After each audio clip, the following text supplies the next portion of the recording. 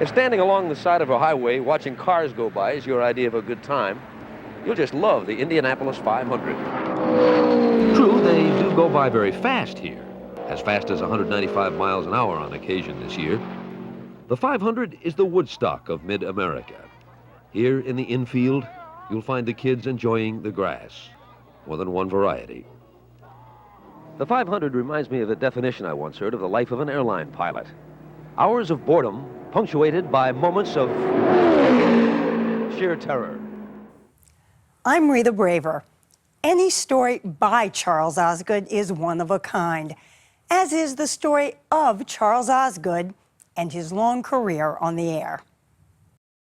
Here it is, right here. Nature's cooling system, the great American elm tree. Whether describing a national treasure or deploring the plight of the homeless. Being cold is not an abstraction, but a reality you can feel in your bones. And the only thing that matters is to escape from the cold.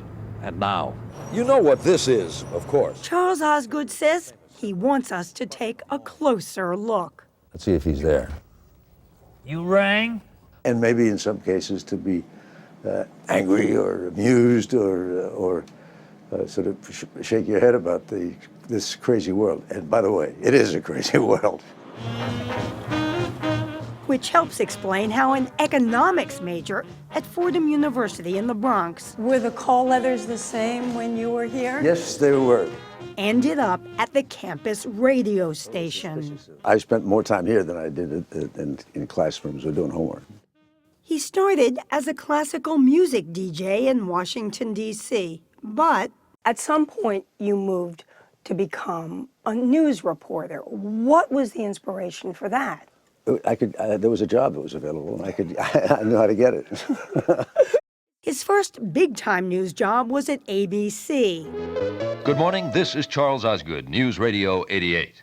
Then in 1967, he joined WCBS Radio in New York. Well, today, Mrs. Martin is the proud possessor of a plant that towers like Jack's beanstalk, looks like a tomato plant, and is nicknamed Fred.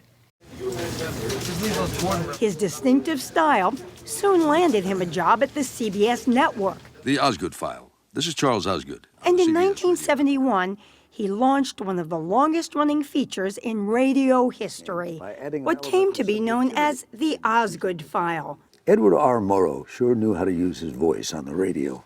Several stories a day in 2-minute segments that are surprisingly complex to craft. See you on the radio. I say that every week. A peculiar phrase, some people think, for anyone to speak.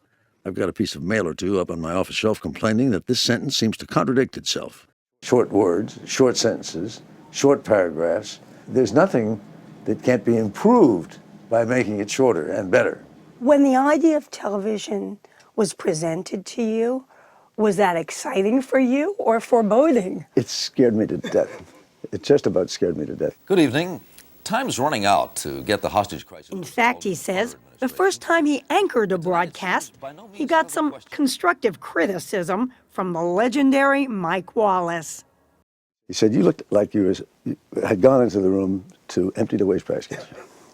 And you looked up and you saw Walter Cronkite's chair. And so you say, oh, and you sat in the chair and you said to yourself, I hope nobody catches me doing this. Hope nobody's watching.